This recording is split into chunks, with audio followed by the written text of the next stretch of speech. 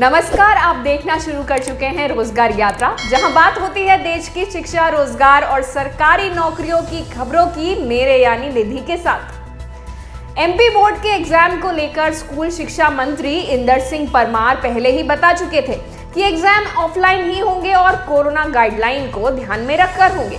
अब स्कूल शिक्षा मंत्री का बड़ा बयान आया है, जो 10वीं और 12वीं के बच्चों के लिए खुशखबरी है। स्कूल शिक्षा मंत्री इंदर सिंह परमार ने मीडिया से चर्चा में कहा कि इस बार 10वीं और 12वीं के पेपर सरल रखे जाएंगे। पेपर में बड़े प्रश्नों की जगह लघु प्रश्न ज्यादा देने का निर्णय लिया गया है। इंदर सिंह परमार ने कहा कि कोरोना काल में बच्चों की पढ़ाई काफी प्रभावित हुई है, इसी को देखते हुए ये निर्णय लिया गया है। बच्चों की पढ़ाई के हिसाब से एग्जाम पेपर सेट किए जा रहे हैं। स्कूल शिक्षा मंत्री ने यह भी कहा कि 70% प्रश्न सिलेबस से ही पूछे जाएंगे, जिससे बच्चों को जवाब देना आसान हो जाए। इसके अलावा उन्होंने कहा कि 5वीं और 8वीं के एग्जाम बोर्ड पद्धति से ही होंगे। बता दें, मार्च के अंत तक सभी परीक्षाएं हो जाएंगी। बोर्ड एग्जाम के लेट फीस को लेकर छिड़े विवाद पर स्कूल शिक्षा मंत्री इंदर सिंह परमार ने कहा कि कांग्रेस जबरन विवाद खड़ा कर रही है। यह आदेश पुराना है, हमने सिर्फ तारीख बढ़ाई है, फीस नहीं। स्कूल शिक्षा मंत्री ने कांग्रेस पर बड़ा हमला करते हुए कहा कि कमलनाथ की सरकार के दौरान इतनी ही लेट फीस थी, कांग्रेस को तब सवाल उठाना था। हमने छात्रों को लगातार मौका दिया है। अभी भी लेट फीस 10,000 से कम करने के लिए सरकार अगले सत्र में विचार करेगी। मिली जानकारी के मुताबिक अब तक करीब 18 लाख छात्र छात्राएं 10वीं और 12वीं के लिए परीक्षा फॉर्म भर चुके हैं। हालांकि एमपी बोर्ड ने अभी तक परीक्षा से जुड़े कई नियम साफ नहीं किए हैं। 10वीं की परीक्षाएं 18 फरवरी से 10 मार्च तक होंगी, वहीं 12वीं के एग्जाम 17 फरवरी से लेकर 12 मार्च तक खत्म हो जाएंगे। एग्जाम का टाइम टेबल वेबसाइट www.mpbse.nic.in पर देखा जा सकता है। विश्वविद्यालय अनुदान आयोग यानी यूजीसी ने एक सर्कुलर के संबंध में स्पष्टीकरण जारी किया है। सर्कुलर में दावा किया गया है कि सभी विश्वविद्यालय ऑफलाइन परीक्षा आयोजित करेंगे। यूजीसी ने स्पष्ट किया है कि जो सर्कुलर विभिन्न सोशल मीडिया प्लेटफॉर्म पर वायरल है, वह फर्जी है।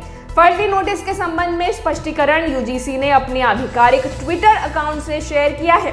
नोटिस में लिखा है, यह सार्वजनिक नोटिस #फेक है। विश्वविद्यालय अनुदान आयोग ने ऐसा कोई नोटिस जारी नहीं किया है।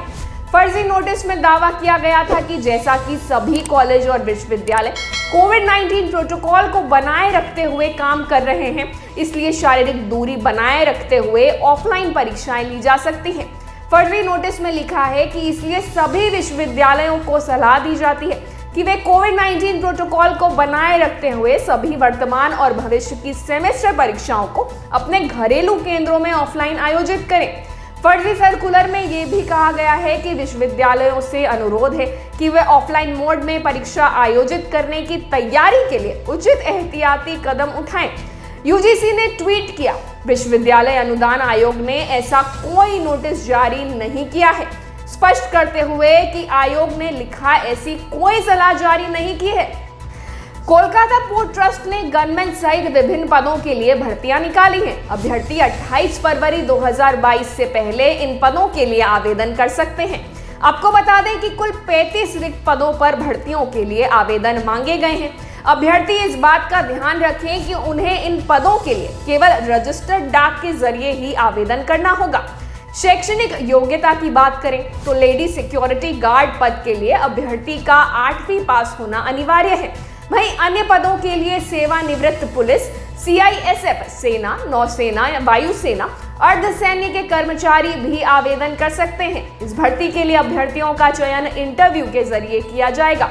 वहीं आयु सीमा के बारे में आपको बता दें, इन पदों के लिए आवेदन करने वाले अभ्यर्थियों की उम्र 50 वर्ष से अधिक नहीं होनी चाहिए। अभ्यर्थियों के आयु की गणना 1 जनवरी 2022 से की जाएगी। Karnataka power transmission corporation limited यानी केपीटीसीएल ने जूनियर इंजीनियर, जूनियर सहायक और सहायक इंजीनियर के पदों पर भर्तियां निकाली हैं। इन पदों के लिए 7 फरवरी 2022 से आवेदन की प्रक्रिया शुरू हो गई है। अभ्यर्थी आधिकारिक वेबसाइट यानी kptcl.karnataka.gov.in के जरिए 28 फरवरी 2022 तक आवेदन कर सकते हैं। आपको बता दें कि कुल 1492 रिक्त पदों पर भर्तियों के लिए आवेदन मांगे गए हैं। शैक्षणिक योग्यता की बात करें तो इन पदों के लिए आवेदन करने वाले अभ्यर्थियों के पास किसी भी मान्यता प्राप्त विश्वविद्यालय से संबंधित स्ट्रीम में डिप्लोमा या डिग्री होनी चाहिए। वहीं इन पदों के लिए आवेदन करने वाले अभ्यर्थियों की आयु 18 से 35 वर्ष के बीच होनी चाहिए। अधिकतम उम्र की सीमा में ओबीसी वर्ग के अभ्यर्थियों को 3 वर्ष और एससी एवं एसटी वर्ग के अभ्यर्थियों को 5 वर्ष की छूट दी गई है। अभ्यर्थियों का चयन लिखित परीक्षा के जरिए किया जाएगा।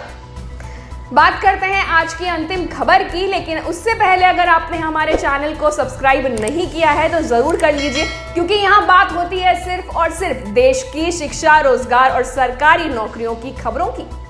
झारखंड कर्मचारी चयन आयोग यानी जेएसएससी ने एक्साइज कांस्टेबल पदों पर भर्ती के लिए आवेदन आमंत्रित किए हैं। इच्छुक एवं योग्य उम्मीदवार 25 फरवरी से 26 मार्च तक आधिकारिक वेबसाइट यानी jssc.nic.in पर जाकर पदों के लिए ऑनलाइन आवेदन कर सकते हैं। इसमें कुल 583 पदों पर भर्ती के लिए आवेदन मंगवाए गए हैं। पदों पर चयनित उम्मीदवारों को 19,900 से लेकर 63,200 तक का वेतन प्रतिमाह दिया जाएगा। आपको बता दें, इस भर्ती के लिए 10वीं पास उम्मीदवार आवेदन करने के पात्र हैं। अधिक जानकारी के लिए आप जॉब्स इटर्नल की वेबसाइट पर जा सकते हैं।